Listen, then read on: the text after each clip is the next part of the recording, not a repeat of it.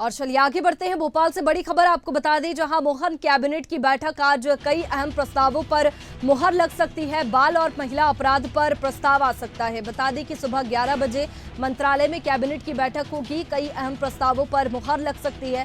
बाल अपराध और महिला अपराध पर प्रस्ताव आ सकता है। नाबालिग दुष्कर्म पीड़िताओं और उनके बच्चों के लिए योजना पर मुहर लग सकती है। तो देखिए, मोहन कैबिनेट की बैठक आज होने वाली है, जिसमें कई महत्वपूर्ण फैसले लिए जा सकते हैं। कई अहम प्रस्तावों पर मुहर लग सकती है। बता दें कि बाल और महिला अपराध पर प्रस्ताव आ सकता है। सुबह 11 बजे मंत्रालय में ये कैबिनेट की बैठक होगी। कई अहम प्रस्तावों पर मुहर लग सकती है। बाल अपराध और महिला अपराध पर प्रस्ताव आ सकता है। नाबालिग दुष्कर्म पीड़िताओं और उनके बच्चों के लिए योजना पर मुहर लग सकती है। तो देखिए, कई ऐसे प्रस्ताव हैं जिन पर मोहन कैबिनेट में मुहर लग सकती है। कई मुद्दों पर इस कैबिनेट बैठक में चर्चा होगी।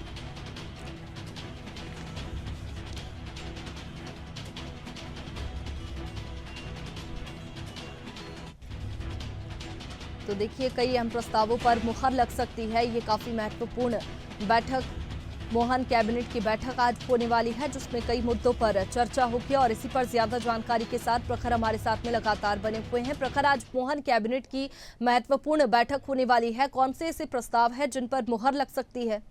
देखिए वैष्णवी, बिल्कुल आज मोहन कैबिनेट की एक अहम बैठक है। 11 बजे मंत्रालय में ये बैठक होगी। वैसे तो कई अहम महत्वपूर्ण प्रस्ताव इस बैठक में प्रस्तावित तो होंगे, लेकिन जो सबसे बड़ा प्रस्ताव है वो पॉस्को एक्ट की जो नाबालिग दुष्कर्म पीड़िताएं हैं उनको लेकर प्रदेश सरकार की एक बड़ी पहल देखने को मिलेगी। क्योंकि अगर बात की जाए तो जो सबसे बड़ा और अहम प्रस्ताव है उसमें पॉस्को एक्ट में जो बच्चियां हैं जिनके साथ दुष्कर्म हुआ है और कहीं ना कहीं उनके परिवारों से एक्सेप्टेंस नहीं मिली है, और उस दुष्कर्म से जो बच्चे भी हुए हैं उनको लेकर जो है प्रदेश सरकार एक बड़ा फैसला आज लेने जा रही है। उनके भरण पोषण की जिम्मेदारी प्रदेश सरकार वहन करने की तरफ कदम बढ़ाएगी। उसको लेकर आज कैबिनेट में प्रस्ताव रखा जाएगा। और देखिए वैष्णवी, ना केवल ये प्रस्ताव अहम महत्वपूर्ण है, बल्कि अगर बात की जाए तो ऐसा इस प्रस्ताव के बाद मध्य प्रदेश की सरकार एक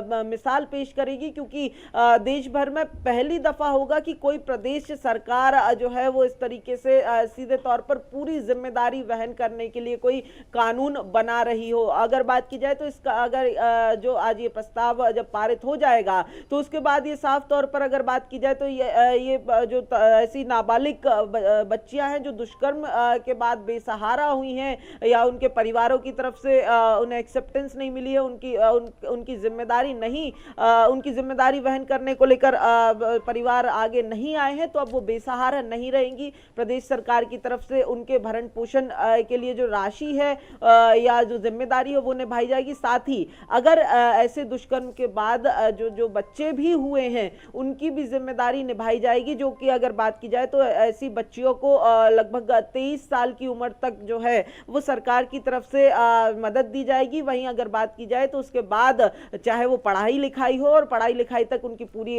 जिम्मेदारी उठाने के बाद उनको रोजगार के अवसर भी मुहैया कराने को लेकर इस कैबिनेट के जो आज प्रस्ताव है उसमें जो है वो प्रावधान किए गए हैं। हालांकि 11 बजे की जो कैबिनेट है उसके बाद ये जो नियम होगा, ये जो कानून होगा जो कैबिनेट से पास होगा, इसकी और बारीकियां स्पष्ट होंगी और साथ ही कई और महत्वपूर्ण और अहम प्रस्ताव होंगे जिन पर आज मोहर लगेगी कैबिनेट में। जी बिल्कुल प्रखर, जिस तरीके से आपने बताया कि बाल और महिला अपराध पर भी प्रस्ताव आ सकता है, लेकिन अगर बात की जाए तो दीपावली का पर्व भी नजदीक है।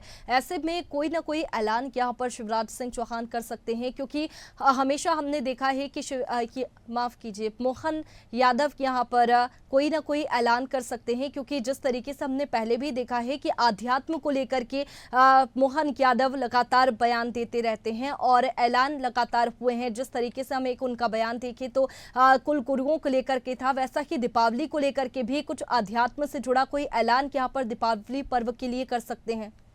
वैष्णवी, बिल्कुल आपने ठीक कहा कि आध्यात्म को लेकर, संस्कृति को लेकर मोहन सरकार लगातार काम कर रही है। न केवल बयान दिए जा रहे हैं बल्कि लगातार ऐसे त्योहारों पर हमें अलग अलग काम देखने को मिले। अगर बात की जाए तो उसके पहले दशहरे के समय अगर बात की जाए, जब दशहरे का त्योहार था तो उस समय पूरे प्रदेश भर में बड़ी धूमधाम से पहली बार सरकार की तरफ से शस्त्र पूजन के कार्यक्रम रखे गए थे, जो हमने देखा कि पूरे प्रदेश में तमाम प्रभारी मंत्री हो या फिर जनप्रतिनिधि हो या फिर आमजन हो, लगातार बड़े हर्षोल्लास और जोर शोर से वो पहली बार वो जो त्योहार है शस्त्र पूजन का वो मनाया गया था। और ऐसे में अगर बात की जाए तो अब दीपावली जो अगर बात की जाए तो सबसे बड़ा त्योहार होता है, तो ऐसे में अगर बात की जाए तो बिल्कुल कहीं ना कहीं माना जा रहा है कि दीपावली महोत्सव को लेकर भी कोई ऐलान जो है वो आज की कैबिनेट के बाद किया जा सकता है। वहीं अगर बात की जाए दीपावली से जुड़ी अगर बात की जाए तो दीपावली पर कुछ और भी राहत की खबर जो है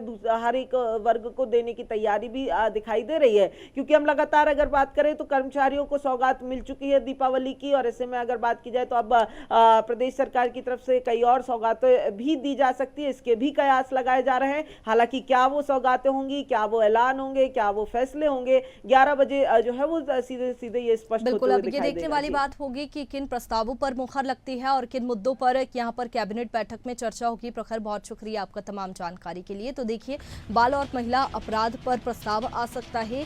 ये बैठक होने वाली है मोहन कैबिनेट की, जिसमें कई प्रस्तावों पर मुहर लग सकती है।